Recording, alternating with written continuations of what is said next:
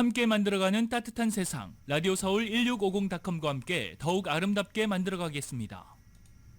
강혜신의 오늘의 미국.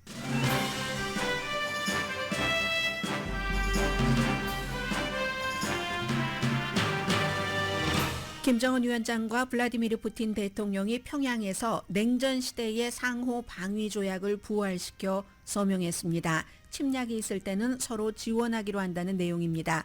구체적인 세세한 요점, 실행 여부는 불확실하지만 한국이 이 조약 이전보다 불안전해진 건 분명합니다. 그러나 북한과 러시아 사이에는 항상 큰형과 같은 중국이 있습니다. 중국은 러시아, 북한과 함께 세트로 깡패 국가가 되는 것을 용납하지 않으면서 두 나라가 가까워지고 북한의 핵 능력이 강화되는 것도 원치 않습니다. 오늘은 노예 해방을 기념하고 축하하고 되짚어보는 준틴스데이 연방 공휴일입니다. 해가 갈수록 준틴스데이는 널리 퍼져갑니다.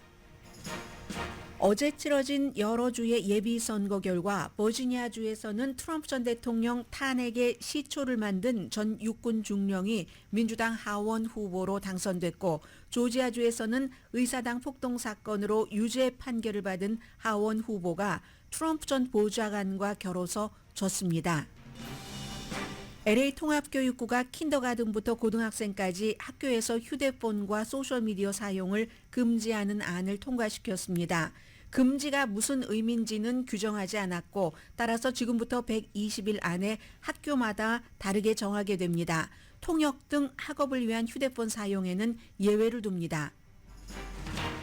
컴퓨터 칩 제조 회사 엔비디아가 마이크로소프트와 애플을 뛰어넘고 세계에서 가장 가치 있는 기업이라는 획기적인 순간을 맞이했습니다. 인공지능에 대한 투자자의 흥분으로 인한 폭발적 상승입니다. 엔비디아 폭발, 거품이라는 경고도 간간히 들립니다. 그러나 적어도 1년 반 정도는 과거 시스코의 폭발은 없을 것 같다는 게 전문가들의 공통적인 예상입니다. 뉴멕시코주의 산불 비상 사태가 선포됐고 인명과 재산 피해 대피령 이어집니다. 캘리포니아주의 가장 큰 산불도 현재 진화율이 약 30%입니다. 산불과 폭염은 기후변화에 따른 세계적 현상입니다.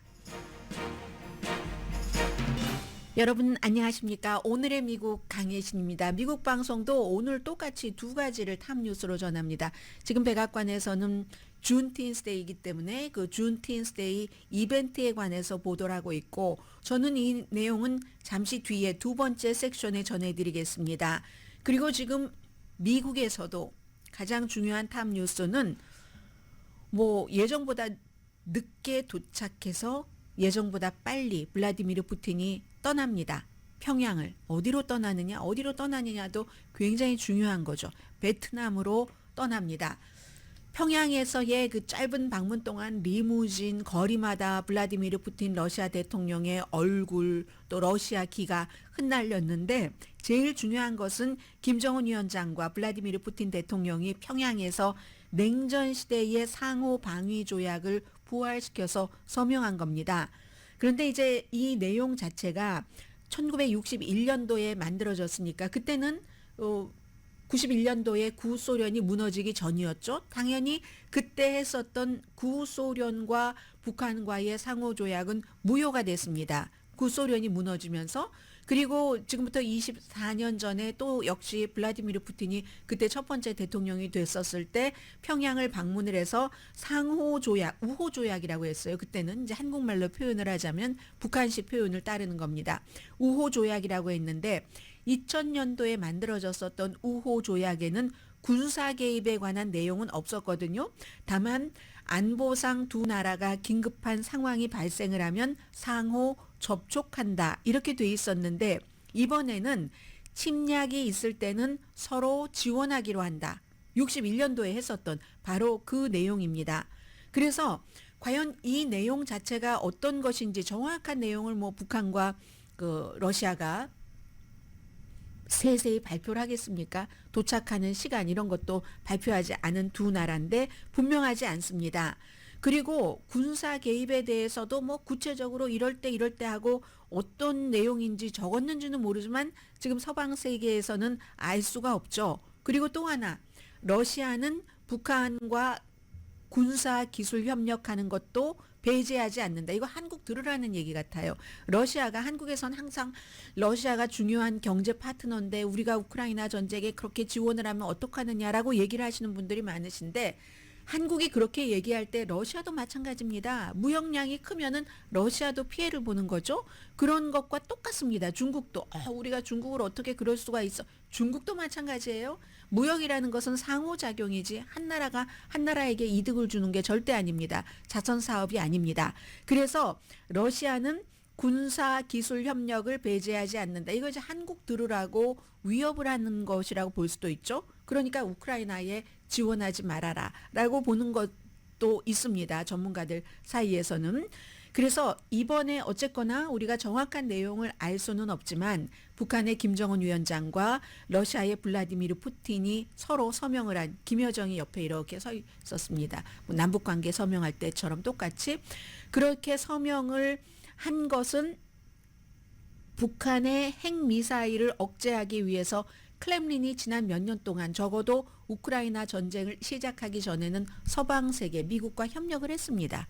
유엔에서 여러 가지 북한에 대한 제재안도 통과시켜주고 이제는 안 한다. 가장 거리가 멀리 떨어졌다. 이렇게 이제 전문가들은 보고 있는 겁니다. 그리고 이제 푸틴이 그 북한에서 한 얘기를 보면은 미국이 이쪽 아시아 지역에서 군사 시설을 확장하고 또 한국과 일본 곧 며칠 안에 또 합동 군사 훈련 하잖아요. 그런 것들도 비난을 했습니다. 그리고 평양은 국방을 강화할 합리적인 조치를 취할 권리가 있다. 자체 권리가 있다. 이게 이제 블라디미르 푸틴의 얘기고 김정은 위원장은 우리 이 두 나라 사이에 맺었던 것 가운데 가장 정말 파워풀한 합의다.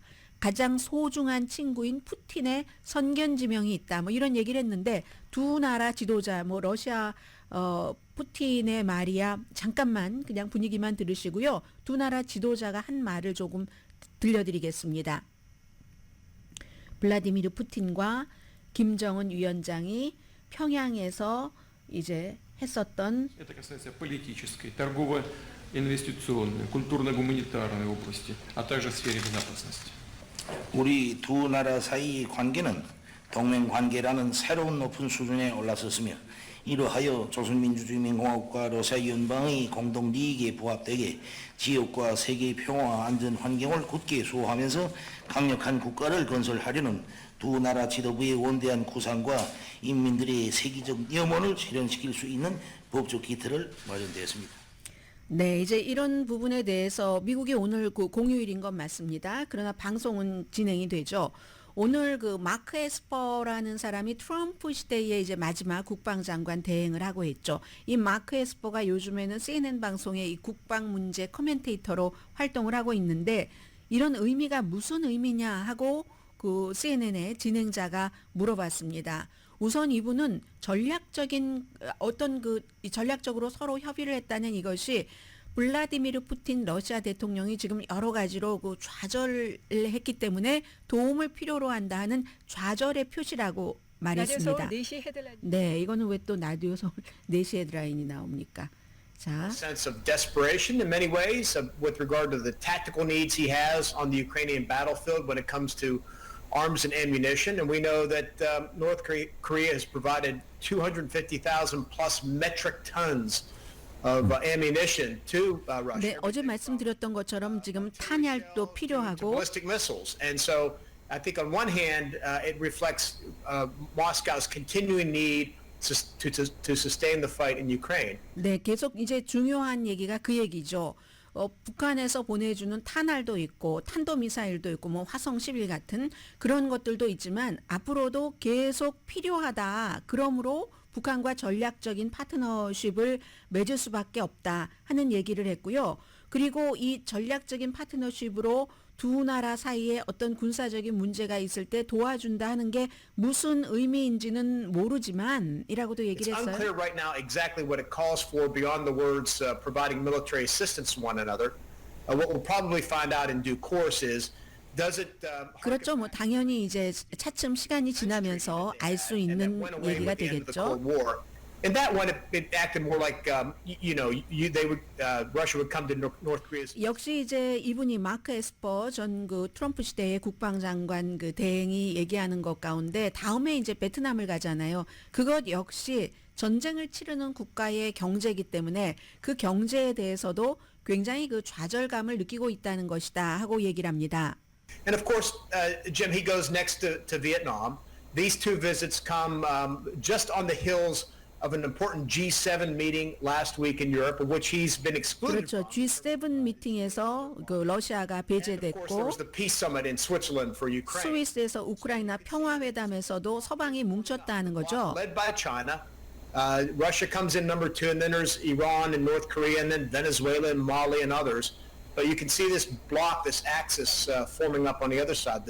The autocracies. 네, of the 지금 world. 미국에서 이제 조지 부시 대통령이 처음으로 Axis of Evil이라고 악의 축 국가들이라고 얘기한 이후에 이란, 그 북한이라든가 이런 그 나라들이 계속 그 거론이 되고 있는데 그런데 이번에 이제 블라디미르 푸틴 러시아 대통령이 북한 악의 축 가운데 하나인 북한을 갖고 베트남을 방문하고 그다음에 뭐 베네수엘라라든가 말리라든가 같이 이제 서로 친하게 지내는 국가들을 얘기를 하고 있잖아요. 그런 것들이 이제 굉장히 이제 과거와는 좀 달라진다 하는 그런 얘기들을 하고 있습니다.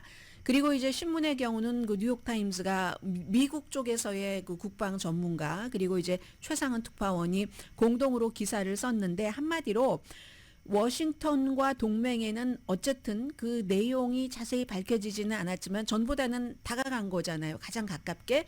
그래서 이건 알람이 되는데 특히 한국에는 큰 경고가 될 것이다라고 얘기를 합니다. 이건 우크라이나 전쟁 그 지원 이런 여부를 넘어서 북한의 핵미사일 프로그램 억제를 하려는 그런 노력을 무색하게 할 수도 있는 일이기 때문에 그래서 모스크바는 이제 이 미국이 주도하는 아주 단단한 그 모스크바까지 sometimes 포함을 하는 유엔 안전보장 이사회 상임이사국 5개국으로서 그런 시대는 끝났다고 판단한 것 같다고 보고 있습니다. 미국이 주도하는 자유주의 질서의 시대가 끝났다고 판단을 하든지 아니면 끝나는 것을 보고 싶어 하든지 이 얘기는 마이클 A. 맥폴이라는 지금 스탠포드 대학교의 국제학 연구소의 소장입니다. 그리고 전에 러시아 주재 미국 대사를 지냈거든요. 그분이 하는 얘기입니다.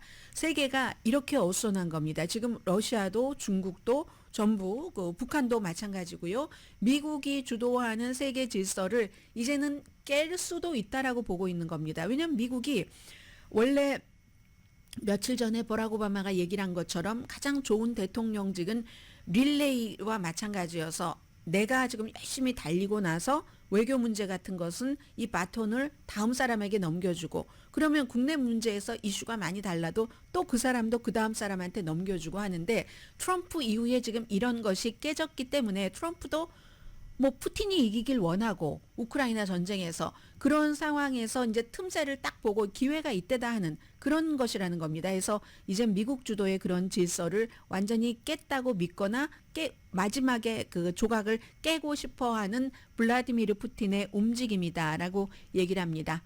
그리고 이제 북한에 다녀오신 분들은 잘 아시겠지만 뭐 교회도 뭐 하나씩 있잖아요. 유일하게 북한 그 정교회도 있습니다. 거기도 방문을 했습니다. 쭉 너무 많은 뉴스가 어제부터 쏟아졌습니다. 레드카펫을 밟았다. 블라디미르 푸틴이 뭐 포옹을 2번을 했다. 뭐 등등. 그리고 어린아이들이 뭐 잔뜩 있었다. 여러분들 아시죠? 저도 여의도에 무슨 세계 다른 나라의 지도자가 오면은 그 교복 입고 그 더운 여름에 정말 쓰러질 것과 같은 그 기후에도 막 박수치고 뭐 기흔들고 했었습니다. 어제 평양이 똑같이 그런 모습을 보여줬고요. 그런데 그 수많은 기사 가운데서 역시 이 지금 러시아와 북한과의 밀착되는 이 관계에 대해서 제일 자세히라기보다 큰 그림을 보여준 매체는 며칠 전에 이코노미스트입니다.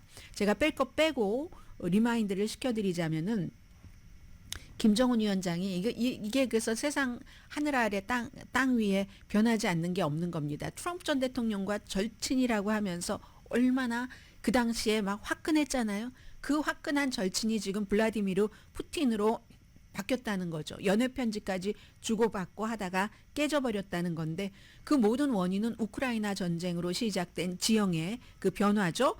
그래서 러시아도 전에는 이 김정은 위원장으로서는 시진핑 중국 국가주석이 나이가 한참 어리니까 좀 깔본 것도 있고 그리고 이제 한 북한을 마치 중국의 많고 많은 소수민족 가운데 하나하나 되는 것처럼 김정은 위원장이 조선이 아니라 중국을 방문했을 때 막 바로 소수민족들 막 조선족도 한복 입혀놓고 그 앞에 쫙 줄을 세웠잖아요. 그런 거 보면은 김정은 위원장도 기분 나쁘겠죠. 해서 중국에 무조건 이제 머리를 조아릴 수 없는 이 상황에 러시아 쪽으로 고개를 많이 돌렸었습니다. 그러나 우크라이나 전쟁이 일어나기 전에는 러시아가 뭐 북한이 그다지 달가운 메뉴가 아니기 때문에 미적지근하게 하다가 지금 탄알이 너무 필요하니까 탄알을 포함해서 여러 무기가 북한 쪽에 딱 달라붙은 이거죠. 이게 이제 우크라이나 전쟁으로 시작된 그런 그 지형 변화에 따른 건데 물론 무기 거래뿐만이 아니라 러시아와의 뭐 여러 가지 뭐 경제 안정 뭐 북한도 돈을 벌어야지 되니까 지금 선전하는데요. 이 블라디미르 푸틴 그 러시아 대통령이 그 북한에 가 있는 동안 러시아 쪽에서 선전물 나오는 거 보면 북한 관광 이런 선전 많이 하고요. 팬데믹 이후에 첫 관광객이 러시아 관광객입니다. 북한에서 받은 게 여름 여행 같은 것도 지금 광고 굉장히 많이 하고 있고요. 워싱턴 입장에서 보면 새로운 악의 축을 이제 이란을 빼고 이란 많이 그 흐드러졌으니까 러시아, 중국, 북한으로 보는데 러시아와 중국이 사실 한국전 당시에 북한을 지원을 했고 또 이제 한국전을 일으키게 되게 한 뭐 여러 가지 배경이 있고 하잖아요. 북한으로서는 지금 냉전 이후에 가장 큰 전략적인 기회입니다. 우리가 러시아와 너무 가까워 이러면 이제 중국에도 보여주면서 북한에게 뭔가를 줄 수도 있는 그리고 러시아로서는 너무나 정말 좌절감이 있을 정도로 북한의 여러 도움이 필요한 것이고 러시아가 무엇을 북한에 줬는가 하는 것은 추측 대상이랍니다. 북한이 우크라이나 전쟁 이후에 11,000개의 컨테이너에 뭔가를 실어서 이제 화성 11 그 탄도미사일까지 해서 우크라이나에서 지금 잔재를 보면은 북한 무기가 쓰여졌다는 거잖아요. 뭐 탄도미사일 같은 것도. 근데 러시아도 9,000 컨테이너가 북한 쪽으로 뭔가가 보내줬답니다. 그런데 이제 지금 이제 한국도 그렇고 해외에서 생각하고 있기로는 뭐 핵무기 재진입할 때 여러 가지 그 대륙간 탄도미사일이요. 그런 기술 같은 것은 아직 이전하지 않은 것으로 예민한 기술은 이전하지 않은 것으로 보고 있는데 뭐 식량이라든가 연료 아니면 김정은 위원장이 너무 좋아하는 고급 뭐 리무진 이번에도 리무진 아주 큰 리무진 많이 등장을 하던데요. 그런데 중요한 것은 지금은 이제 우크라이나 전쟁이기 때문에 이렇게 아주 완전히 트럼프 전 대통령 때만큼은 아니지만 절친한 친구가 돼버렸지만 진정한 우정인가 여기는 이제 한계가 있다고 보는 겁니다. 이건 이제 한국으로 볼 때는 조금 안심되는 부분이기도 하죠. 러시아의 북한과의 새로운 관계는 굉장히 얄팍하고 그리고 인위적이다. 100%가 무슨 형제의 동지에는 없고 필요에 의해서 뭉친 관계이기 때문에 이게 이제 안드레이 랭코프 국민대학교 교수가 이코노미스트와의 인터뷰에서도 얘기를 한 거고요. 기술 이전 할 수도 있어. 이번에도 이제 그 협정 서약에서 그런 얘기를 했잖아요. 한국을 위협한다는 그런 지적을 하고 있는 겁니다. 한국의 더 많은 무기를 우크라이나에 지원하지 말라고 하는 그런 거죠. 러시아도 아직 그 북한을 만족시키지 못했습니다. 뭐 테크놀로지 예민한 테크놀로지를 주지 않았다고 하니까. 그리고 얼마 전에 여러분 기억나세요? 뭐 예를 들어 러시아의 그 전문가가 러시아 관계자가 한국은 아마 러시아가 우크라이나 전쟁 끝나면서 다른 국가들과 관계 개선을 할 때 제일 먼저 관계 개선을 할 만한 국가가 될 거야. 이건 뭐예요? 경제적인 관계를 얘기를 하는 거잖아요.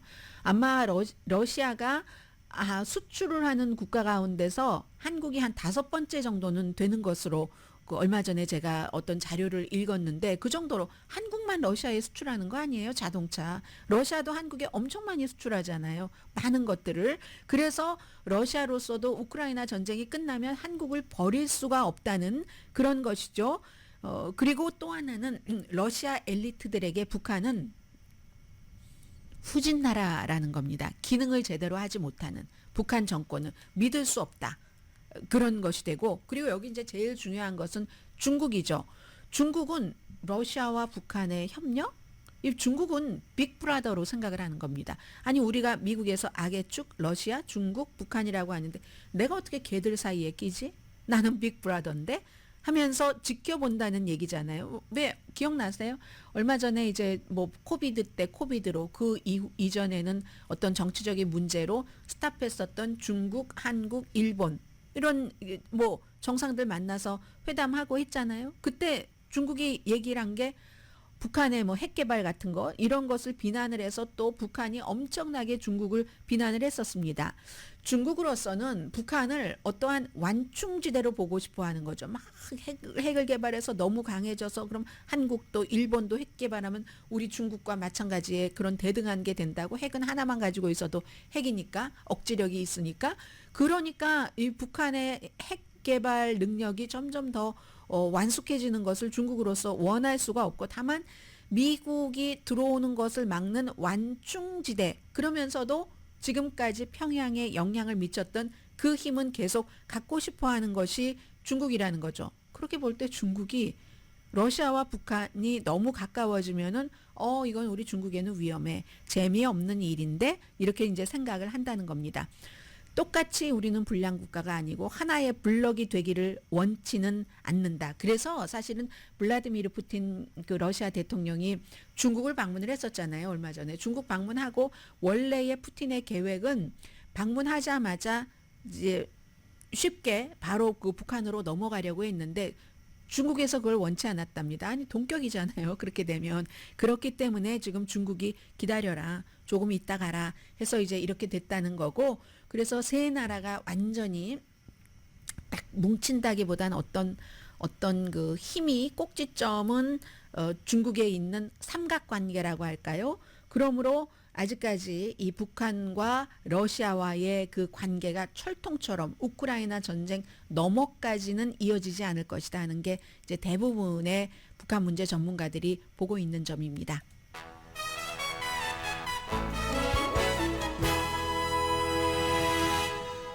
오늘의 미국은 전문가가 추천하는 이민법, 가정법 전문 재인정 종합법률 사무소, 총 20억 달러 승소, 교통사고와 상해 전문 브라이언 타필라와 CG 변호사 그룹, 집융자 홈에퀴리 라인업 크레딧, 급한 하드머니도 정말 쉽게 잘하는 융자나라 공동펀입니다.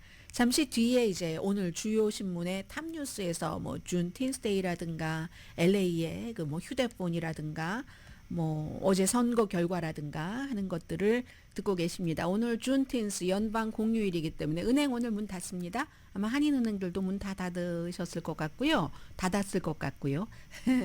그리고 우체국, 뭐 주식시장도 오늘 휴장합니다. 그런데 이제 준틴스데이가 이 바이든 대통령이 대통령 들어와서 할러데이로 된 것이고, 예전에는 하도 뭐 지금은 인터넷이라서 1초 안에 다 알지만 1초보다 그 더 전에 정보가 새어나가서 다 알지만, 전쟁이 끝나고 남북 전쟁이 끝나고 아브라함 링컨이 노예 해방을 선언을 하고 해도 텍사스의 어느 마을에서는 2년이 지났는데도 노예가 해방됐는지 몰랐다는 거잖아요. 말 타고 파발마가 가서 알려줬고, 그게 이제 1865년 마지막으로 안 그 동네 그 일이 1865년 6월 19일 해서 준틴스데이가 노예 해방을 기념하는 연방 할러데이입니다. 그래서 어떤 사람은요, 제2의 독립기념일이라고 부르는 아프리칸 아메리칸 커뮤니티에서는 그렇습니다. 연방 공휴일이 되기 훨씬 전부터 서로 뭐 여러 가지 이벤트도 하고 해서 지금도 아마 지금 센트럴 LA를 가신다던가 아니면 뭐 볼티모어처럼 아프리칸 아메리칸 인구가 굉장히 많은 이런 지역에서는 뭐 퍼레이드를 포함을 해서 많은 그 행사들이 있고요. 비즈니스도 활발하잖아요. 준틴스데이를 해서 독립기념일과 마찬가지로 가족과 뭐 뜰에서 파티를 한다던가 그런 그 연방 할러데이입니다. 해서 오늘 아틀란타 저널 컨스티튜션을 보니까 그쪽 지역이 아프리칸 아메리칸 인구가 굉장히 많잖아요.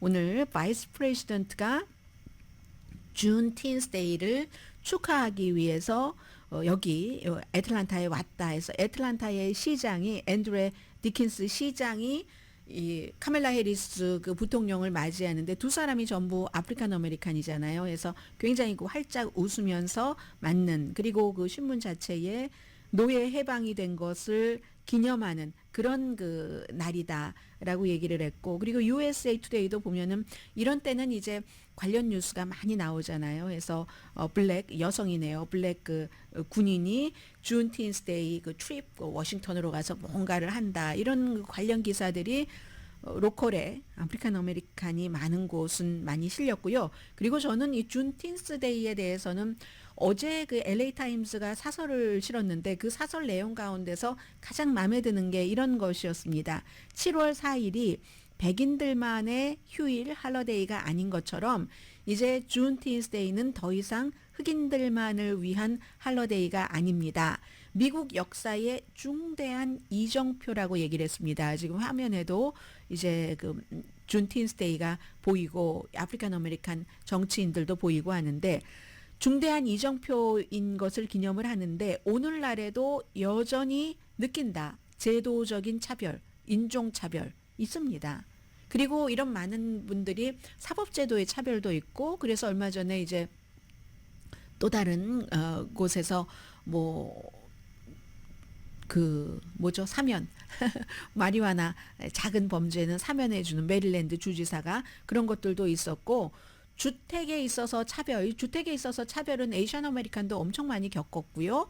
교육, 고용, 주택은 뭐 렌트도 그렇고 또 은행에서 융자도 안 해주고, 이런 아주 시스템적인 차별적인 영향을 끝내지는 못했습니다. 이렇게 얘기를 하면서 준틴스는 인내심, 그리고 뭐 낙천주의 뭐 이런 거, 앞으로 희망, 이런 걸 말하는 것이기 때문에 아직 완성되진 않았지만 시스템적인 차별이, 그래서 이거 이제 축하를 하는 것이다. 이런 어제 LA 타임스 사설이었고요.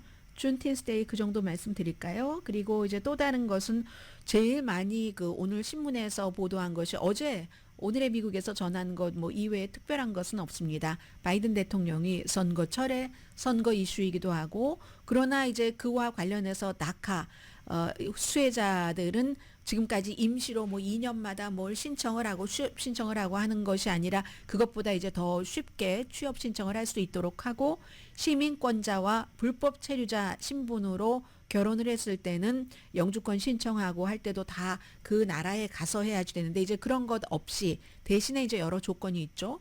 미국에서 10년 이상 살았고 시민권자와 결혼을 하고 있고, 또 범죄의 기록 같은 것도 없고 미국 국가 안보에 나쁜 해를 미치지 않는다고 할 때, 그런 분들은 이제 그 나라에 가서 신청을 하고 몇 년을 기다리는 게 아니라 미국에서 신청할 수 있도록. 근데 이게 어떻게 될지 모른다니까요. 올 여름부터 시행할 예정이라고 하고, 이민 그 커뮤니티에서는 엄청 좋아하지만 공화당이 막 지금 반대를 하고 있어요. 트럼프 전 대통령을 포함을 해서. 그래서 어떻게 될지 모르지만 그렇기 때문에 선거를 위한 도박이다라고 지적하는 사람들이 많이 있습니다. 바이든 대통령은 이민 문제에 대해서 어떻게 해야지 되냐면요. 진보적인 이런 것 해줘 하고 진보적인 목소리 이쪽과 또 국경이 왜 그래? 하고 굉장히 보수적인 그런 사람들 사이에서 어떠한 그 신중한 그 길을 걸어가야지 되는 거죠. 그렇기 때문에 얼마 전에는 이렇게 그 망명 같은 거 쉽지 않게 하겠다 하는 거, 그리고 어제는 그 같은 안을 발의를 한 겁니다. 아마 누군가가 고소를 할 겁니다. 그리고 이제 위스콘신주에 대해서 이 트럼프 전 대통령이 밀와키가 끔찍한 도시다, 범죄가 왜 이렇게 많아라고 얘기를 해서 사람들이, 아니 위스콘신의 밀와키에서 15일 다음 달부터 18일까지 공화당 전당대회가 열리는데 그게 말이 돼? 라고 얘기했더니, 아니 내가 언제 그랬어? 끔찍한 도시라고. 나 그런 말 한 적 없는데. 트럼프 전 대통령이 이런 사람입니다. 얼굴 하나도 변하지 않고. 지금 어제 이제 그런 얘기를 했고요. 그리고 이제 워싱턴 포스트는 역시 이제 워싱턴 포스트가 정치에 강한 신문이기 때문에 일면에 어제 있었던 예비선거 결과를 실었는데, 예비선거 결과 중에서도 가깝잖아요. 버지니아의 예비선거 결과를 일면에 맨 위에 탑에 실었는데, 이제 그 버지니아주의 우선 그 5지구입니다. 오지구에서 그 프리덤 코커스 의장인 밥 굿, 이 사람이 지난해에요. 론 디센티스를 지지했거든요. 론 디센티스를 지지했다가 트럼프가 떠오르지 않을 때였어요. 그러다가 나중에 론 디센티스가 후보에서 사퇴하고 나서 나중에 트럼프 전 대통령을 지지를 했는데 때는 늦었습니다. 때는 늦어서 트럼프와 케빈 맥카티가 저 사람 떨어뜨려야지 돼. 하원 의원에서 떨어뜨려야 엄청 지금 운동을 했거든요. 아직 결과 안 나온 것 같은데요. 아침에도 막 이렇게 엎치락 뒤치락 하던데요. 이 누구와 존 맥과이어라는 이 트럼프와 또 다른 트럼프의 지지자들이 지지한 사람과 이 선거에 대해서 지금 얘기를 했고요. 그리고 또 하나 조지아주, 그게 이제 조지아주 오지구네요. 또 조지아주의 공화당의 상원 예비선거에서는 해군 대위 헝카오가 쉽게 4명을 이겼는데 이제 이 사람은 팀 케인이라는 현역 의원과 겨루게 되니까 아마 힘들 겁니다. 팀 케인이 누구냐면 힐러리 클린턴이 대통령으로 나왔을 때 부통령구 후보였었던 사람이잖아요. 그래서 이제 워싱턴 포스트는 이런 선거 결과를 냈고 또 하나가 있습니다. 이게 정말 중요한 거죠. 버지니아의 7지구 하원 의원 선거에서 분위기만 보시라는 거예요. 예브게니 빈드만이라는 그런 쌍둥이 브라더였어요. 여러분들 기억나세요? 제일 처음에 트럼프 전 대통령 탄핵이 어떻게 시작됐냐면 두 번째는 의사당 폭동 사건이어서 하원에선 둘 다 탄핵이 됐지만 상원에서 안 됐지만 그런데 그 당시에 우크라이나로 처음 탄핵이 시작이 된 거잖아요. 대통령이 우크라이나 대통령에게 전화를 걸어서 그 당시에 이제 조 바이든이 본인의 라이벌이었으니까 선거에 나가면 조 바이든과 아버지와 아들이 뭐 어떤 연관이 브리즈마라는 우크라이나 에너지 회사와 있다는 거 이걸 어떻게 엮어봐. 그러면 내가 지금 의회에서 주라고 우크라이나에 그런 나라에 다 지원하는 돈이 전쟁 전이었지만 있었죠. 그런 것을 내가 지원하라고 할 테니까 그거 홀드하고 있었던 거예요. 의회에서 통과된 돈도 주지 않고 이렇게 했었다는 것을 폭로를 한 사람입니다. 이걸 폭로를 해서 쌍둥이 브라더와 함께 알렉산더 빈드먼이라는 브라더와 함께 그래서 이 사람이 결국은 그 당시에 트럼프의 백악관에서 국가안보위원회 보좌관으로 일했거든요. 군인으로서 전화 통화 이런 거 위험성에 대해서 이제 사람들에게 알리고 그것으로 인해서 트럼프 전 대통령이 탄핵을 당하게 됐는데 정치 경험은 없는 사람이에요. 오히려 군복을 벗을 수밖에 없었죠. 육군 중령이었는데 2018년도에 그래서 이제 이거는 내가 군인으로서 이런 대통령의 행위는 보지 못하겠다 하고 이제 얘기를 해서 그랬고 그래서 이분이 이겼어요. 이기긴 했는데 선거에서 이게 민주당에서 이긴 거거든요. 보장이 안 되죠. 왜냐하면 버지니아주는 잘 알고 계시는 것처럼 글렌 영킨이라는 인기 있는 공화당 주지사가 있고 이분의 이 7지구 지역에서 글렌 영킨이 좀 많은 표 차이로 이겼는가 봅니다. 그래서 어떻게 될지 모르겠어요. 원래는 이 민주당의 이 의석은 은퇴하는 의원 자리였거든요. 에비게일 스펜버거 자리였는데 어쨌든 우크라이나로 인해서 탄핵을 제일 먼저 촉발시킨 그분은 이제 민주당의 예비선거 후보가 됐다는 거고요. 또 하나가 있죠. 선거에서 버지니아의 공화당 예비선거에서는 말씀드렸고 조지아주는 척 핸드. 야, 그래도 이 사람이 35%나 받았네요. 의사당 폭동 사건으로 유죄 판결을 받은 사람. 졌어요. 져서 이 웨인 존슨이라는 트럼프의 보좌관이 이겼습니다. 공화당 후보가 돼서 16선의 민주당의 샌포드 비숍과 11월에 겨루게 되는데 이것도 11월 달에는 그다지 이길 가능성이 많지는 않지만 어쨌든 공화당에서 공화당 예비선거인데 의사당 폭동 사건을 일으킨 그런 사람을 찍지 않았다. 근데 이것은 이렇게 볼 수도 있어요. 왜냐하면 트럼프의 보좌관이었으니까. 트럼프 전 대통령이 이번 예비선거에서 지지를 했었던 사람은 거의 붙었습니다. 거의 몇 사람을 제외하고는 거의 붙었다고 보시면 되거든요. 그래서 이제 이 같은 선거 문제가 워싱턴 포스트니까 탑뉴스로 났고 워싱턴 포스트에도 대단한 야구 선수 숨졌잖아요. 사망했잖아요. 그분이 샌프란시스코 자이언츠. 그건 이제 제가 뒤에 시간이 있으면 말씀을 드리기로 하고요. 역시 뉴욕타임스도 마찬가지로 이민에 대해서 탑뉴스를 전했고 가자, 이스라엘 문제는 여전히 미국 신문의 일면에 나와 있는 뉴스이기는 합니다만은 제가 그걸 날마다 팔로우를 하지는 않겠습니다. 그냥 그 정도만 말씀을 드리고 오히려 뉴욕타임스는 오늘 일면에 이 내용이 눈에 띄는데요. 저는 어제 이 내용을 보면서 어제 저는 이제 이거 신문이니까 오늘이고 어제는 이미 인터넷 사이트에 나왔으니까 아니 이게 그렇게 신기한가?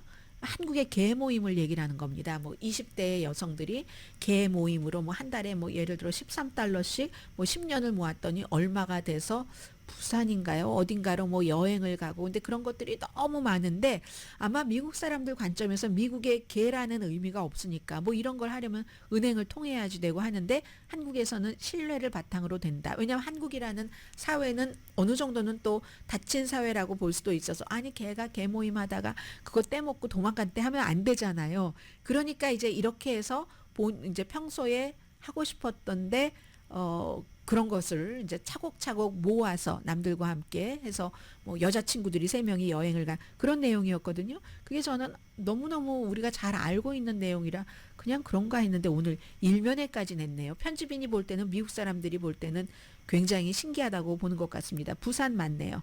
부산에 그 지나 김씨 지난 가을에 친구들과 같이 이틀 동안에 그 아난티에서 뭐 지냈다는 그런 내용이고요. 그리고 로스앤젤레스 타임스를 보도를 해드리겠는데 로스앤젤레스 타임스도 역시 일면에 뭐 이민 이런 내용을 냈는데 저는 오늘은 로스앤젤레스 타임스에서 일면의 것을 하지 않고 오늘은 이제 그 안에 있는 내용을 전해드리겠습니다. 시간이 많이 지나서 잠시 뒤에 전해드릴까요? 이 내용은요. 잠시 뒤에는 또 엔비디아부터 먼저 보도를 해드려야지 되겠습니다. 엔비디아는 이제 주식 투자를 하시는 분이든 하지 않으시는 분이든 한국에서 산업혁명이라는 말을 그 안철수 의원이 처음에 대선에 나오면서 많이 얘기를 했었잖아요. 근데 산업혁명 맞습니다. 인공지능으로 인한 산업혁명이 어디까지 왔는가를 보는 것이기도 하고 이것이 어디로 갈 것인가를 보는 것이기도 하는 게 엔비디아이기 때문에 잠시 뒤에 엔비디아 전해드립니다. 라디오 서울 방송 오늘의 미국 듣고 계십니다. 지금부터는 하나는 파이낸셜 타임즈, 하나는 월스트리트저널 기사인데 둘 다 엔비디아에 관한 겁니다. 컴퓨터 칩을 만드는 회사, 테크놀로지에서의 금 아니면 테크놀로지에서의 오일 이렇게 표현할 수도 있겠는데요. 이 엔비디아가 어제 이제 오늘은 주식시장 쉽니다마는 마이크로소프트, 애플도 뛰어넘고 세계에서 가장 가치 있는 기업이라는 획기적인 순간을 맞았습니다. 인공지능 때문에 이렇게 되는 일인데 월요일에 세계에서 가장 가치 있는 회사는 마이크로소프트였는데 화요일에는 엔비디아가 됐습니다. 3조 3,400억 달러 올해 초 이후에 거의 이제 회사의 가치가 2배가 된 겁니다. 애플하고 마이크로소프트는요 엎치락 뒤치락 하면서 세계에서 가장 가치 있는 회사가 되는데 한 10년 정도 그 도전하는 그 기간이 그 정도가 됐었는데 마지막으로 그 마이크로소프트보다 높았던 때는 2011년 엑손모빌 그리고 아마존도 이제 잠시 그렇게 했었던 적이 있는데 이 엔비디아의 경우는 2023년 지난해 중반에 1조 달러 가치가 됐던 회사입니다. 그런데 1년 사이에 2조 달러 이상이 더 늘어난 거죠. 어제는요. 엔비디아의 주식이 3.5%가 올라서 주당 135달러 58센트에 마감을 했는데 원래 이게 6월 10일에 10분의 1로 분할을 했었을 때 스타트 가격이 120달러였잖아요. 6월 10일에. 근데 어제가 135달러가 된 거거든요. 굉장히 감정이 지배하는 거 맞죠. 이건 이제 파이낸셜 타임스의 보도입니다. 테드 모톤슨이라는 테크놀로지 전략가 베럴드 사이에 그분이 얘기를 한 건데 환상적인 회사인 건 맞다. 한 달에 막 40% 상승한 적도 있고 그런데 이건 노멀은 아니다라고 얘기를 합니다. 31년 전에 컴퓨터 그 그래픽 비디오 게임 할 때 그렇게 만들어진 실리콘밸리 회사예요. 젠슨 황 대만 개구. 대만에 가면 막 10,000명 넘게 아주 대만에서 제일 뭐 큰 그런 그 무슨 그런 그 홀도 아니고 뭐죠? 아무튼 공간에 모여서 락스타처럼 어떤 여성들은 막 가슴에다 사인해 달라고 해서 또 사인해 주고 하잖아요. 그런데 2월 달에는 1년 전보다 265%, 5월 달에는 1년 전보다 262% 뭐 이렇게 상승을 했는데 올해 초부터 지금까지 지금 6월 중순입니다. 엔비디아 주식값 170%, 지난 1년 동안은 3배, 300% 상승했습니다. 이분이 젠슨 황이라는 CEO가 얘기를 하는 겁니다. 61살이에요. 산업혁명의 중심에 있다. 우리 회사가. 왜냐하면 세계의 지금 경제의 거의 모든 부분이 인공지능으로 형성이 되고 있다. 지금 이제 시작이니까 뭐 사람들이 거품을 얘기를 하는데요. 월스트리트저널이 보도했는데 잠시 뒤에 전해드립니다. 근데 거품도 어느 정도 커져야지 터지지, 만들어지기 시작할 때는 터지는 게 아니잖아요. 거품인지 아닌지도 모르겠고 해서 구글이라든가 마이크로소프트, 아마존 뭐 전부 테슬라, 엔비디아가 없으면 안 되는 겁니다. 엔비디아가 구축해 놓은 소프트웨어 시스템 쿠다라는 거. 그리고 이것뿐만이 아니라 뭐 블랙웰 이렇게 뭐 매년 뭔가를 새로운 것을 파워풀한 칩 같은 것을 선보이고 있잖아요. 경쟁자 있죠. AMD 같은 회사요. 작년 8월까지만 하더라도 이 회사가 너무 저평가됐다. 엔비디아에 비해서. 그런 얘기 많이 나왔는데 아무리 개발을 해도 인텔도 개발을 해도 아직은 의미 있는 추적을 하질 못합니다. 엔비디아에 대해서. 그리고 이제 인공지능에 대해서 조금 뭐 시큰둥했었던 애플도 이제는 운영체제에 쓴다고 오픈 AI와 손을 잡았잖아요. 얼마 전에. 장기적으로 엔비디아라는 이런 회사가 주식시장에서 일단은 랠리를 하는가 의문이 있죠. 그러나 분명하게 파이낸셜 타임스는 단기적인 반전은 거의 없다. 선언을 해버립니다. 블룸버그가 파이낸셜 타임스지만 블룸버그도 또 다른 이제 경제 전문이니까 인용을 합니다. 블룸버그가 72명의 전문가에게 물어봤답니다. 분석가에게. 이거 어떻게 해요? 킵해요? 팔아요? 매도 매수? 단 한 명만 셀, 팔아라 라고 얘기를 했다는 거거든요. 1999년 이후 이런 대단한 것은 보지 못했는데, 그런데 이게 활주로가 길다는 거예요. 이게 당장 이렇게 활주로가 짧아서 그냥 딱 추락하는 것은 아니다라는 거죠. 8년 전에 주식값이 현재 주식값의 1% 미만이었는데 엔비디아가 당분간 가는 것은 세계의 중요한 기업, 무슨 통신사 같은 데는 완전히 지금 변화시키고 있잖아요. 해서 파이낸셜 타임스는 당분간 간다. 그리고 월스트리트저널은요. 제목 자체는 제목과 내용은 약간 차이가 있어요. 닷컴 붐을 연상시킨다라는 거거든요. 그런데 시스코사가 닷컴 붐에 아주 제대로 타격을 맞은 회사인데 그 시스코사의 존 챔버스, 요즘은 이분 무슨 투자 같은 거 많이 하십니다. 인공지능 이런데요. 이 존 챔버스가 얘기하기 그 다이나믹이 좀 다르다. 시스코사와 엔비디아는 인터넷 또 인공지능 혁명은 이 시스코사는 인터넷이었잖아요. 인터넷 할 때 이 시스코사의 라우러가 없으면 되지 않는 그런 것이었잖아요. 시스코가 그때 엄청 떴었는데 인공지능 혁명은 인터넷이나 클라우드 컴퓨팅과는 다르다라는 겁니다. 사이즈가 우선 다르다. 인터넷과 클라우드 컴퓨팅을 합친 정도가 지금 인공지능 혁명이라는 겁니다. 그 기회의 스피드도 다르고 가장 가치 있는 회사에 도달하게 되는 그 기간 있죠. 그것도 다르다. 무대가 다르다라고 얘기를 합니다. 2019년도에 아마존닷컴이 잠깐 그 마이크로소프트, 애플보다 조금 가치 있는 기업이 되긴 했네요. 근데 엔비디아는요. 1년 전에 많이 올랐을 때도 한 5번째, 2년 전에는 10번째, 5년 전에는 20번째 뭐 이렇게 됐거든요. 지금 1조 달러 가치가 되는데 31년 전에 만들어진 회사니까 25년 걸렸습니다. 그런데 1조 달러에서 2조 달러까지 가는 데는 9개월이 걸렸고 3조 달러까지 오는데 3개월이 걸렸습니다. 얼마 전에 3조 달러 됐잖아요. 이 속도라면 이 회사 가치가 4조 달러까지 가는데 7월 달에 도달 가능하다는 얘기거든요. 그래서 앞으로 10년 동안은 가장 중요한 회사가 될 것이다. 어쩌면 이번 세기에 가장 중요한 발명이 될 수도 있다라고 얘기를 합니다. 1년 반 정도는 미국 주식시장을 이끄는데 도움이 될 것이다. 그리고 열을 붉은 꽃이 어디 있어요. 언젠가는 사그라지겠죠. 사이클이 있으니까 주식이라는 것도 발명, 혁명이라는 것도. 그런데 아직은 우려의 조짐이 안 보인다는 겁니다. 근데 월스트리트저널은 왜 닷컴 버블을 연상시킨다라고 제목을 붙였을까요? 시스코와 비슷한 문제를 겪고 있으니까. 시스코가 이제 절정이었을 때 뭐 2000년 조금 전, 뭐 그 2000년 전으로 해서 그때는 정말 90년대에는 완전히 90년대의 엔비디아였고요. 시스코가 그래서 98년부터 2000년까지 시스코가 가격이 5배가 올랐고 2000년부터 2002년까지는 시장이 막 침체로 인해서 위축되면서 그 다음에는 이제 과잉 나오고 해서 붕괴가 됐는데 아직까지는 엔비디아를 따라갈 수 있는 칩을 만드는 곳이 없으니까 점유율이 엄청나게 많은 거죠. 그렇기 때문에 뭔가가 조금 다르기는 하다 하는 거거든요. 그러나 며칠 전에 말씀드린 것처럼 모든 기술 골드러시에서 곡괭이 다 팔고 나면 그 다음에는 팔 수가 없다. 더 이상은 많이 팔 수는 없다. 그러나 지금은 아니다 하는 것 전합니다. 변호사를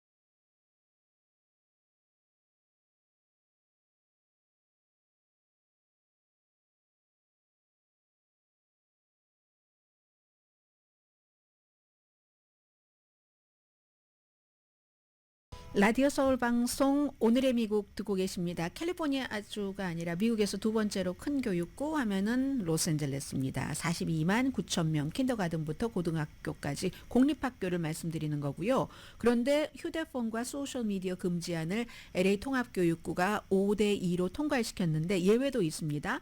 이게 이제 그 비백 머시 공중위생국장이 이 소셜미디어 같은 게 청소년들 건강에 너무 해가 되기 때문에 소셜미디어가 정신건강에 잠재적인 피해가 있다 하는 경고를 뭐 앱 같은데 해야지 된다 하는 법안을 만들어야지 된다고 요구하고 나서 이 같은 결정이 내려졌는데 금지 사항 자체를 내용을 정하지는 않았습니다. 그런데 다만 2024년 학기부터 이게 시행이 된다니까 120일 안에 준비를 해야지 되는데 예외는 뒀어요. 만약에 학생이 어떤 그 번역이 필요한다던가 하면은 그런 것은 쓰도록 했고, 그러니까 학교마다 조금씩 달라질 수 있다는 겁니다. 그 규정은 하루 종일 라커룸에 휴대폰을 두게 하거나 아니면 수업 시간에만 사용을 못하도록 한다던가. 그래서 또 캘리포니아의 게빈 뉴섬 주지사는 전면적인 금지를 원하는 거예요. 지금 뭐 유타주와 플로리다주처럼 나 그런 거 주 의원들과 함께 하겠다고. 학부모 연합회는 점심시간이라든가 휴식시간 스포츠 이벤트에서는 써도 좋겠다 하는 그런 의견이 56%거든요. 이 반응 그 영향은 모릅니다. 왜냐하면 지금부터 시작하면 해봐야지 되는 것이기 때문에. 그런데 어쨌든 이런 내용이 통과가 됐다는 것은 말씀을 드리고요. 오늘의 미국은 전문가가 추천하는 이민법 가정법 전문 재인정 종합법률사무소 총 20억 달러 승소, 교통사고와 상해 전문 브라이언 타필라와 CG 변호사 그룹, 집융자 홈에퀴리 라인업 크레딧, 급한 하드머니도 정말 쉽게 자라는 융자나라 공동폰이었습니다. 10시에 브라보 마이 라이프 방송됩니다. 뭐 캘리포니아와 뉴멕시코 산불은 자세히 전해드릴 수가 없게 됐네요. 다만 야구의 자이언트 윌리 메이스가 93세로 사망했는데 재능, 추진력, 활력 다 합쳐서 가장 사랑받는 선수였었잖아요. 그리고 또 하나 따라라 따라라라 따라라라 남과 여의 주인공 안느요. 아누쿠 에메도 92세로 세상을 떠났습니다. 강혜신이었습니다.